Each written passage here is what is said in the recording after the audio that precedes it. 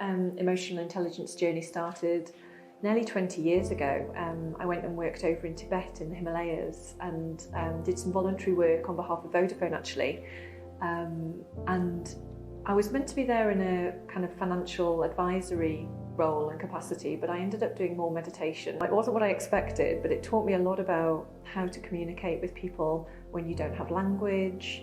It taught me a lot about patience. It taught me a lot about how some of the more less developed countries in the world have some of the biggest answers that we need to start introducing into corporations now.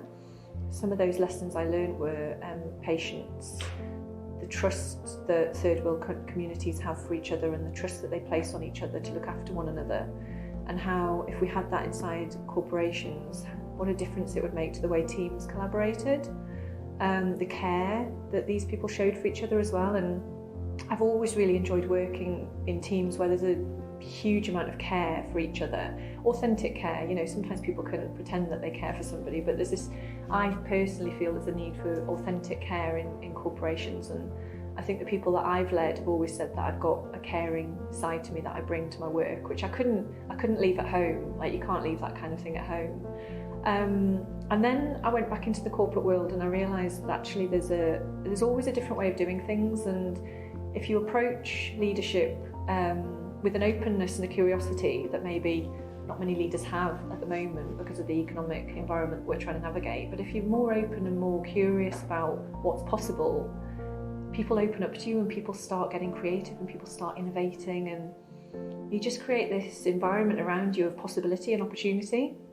And I found that people found that really energizing, and they wanted to have those kind of conversations, and they wanted to be asked what they saw, and they wanted to contribute, and they wanted to be heard. And there's so much of that that's needed now. And people just say they can't find the time to do it, but it doesn't need time, it just needs a mindset.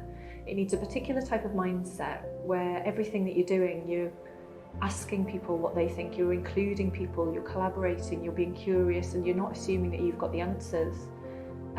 I then trained to be a coach a few years ago because somebody, one of my best friends in Dubai, he said to me, "Oh my goodness, you're a coach," and I didn't even know what a coach was.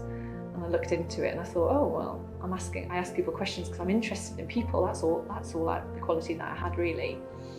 And then since then I've found that I can sit with some pretty seriously senior people in some big organisations and I don't necessarily know everything about their business, but I don't need to. I need to help them get to the right answer and help them explore their own inner world, but also explore the inner world of other people around them to get to the right solution, get to the right answer, innovate, create, think about things in just a slightly different way. And if you can ignite that in other people, anything's then possible. So that's why I'm now doing emotional intelligence coaching.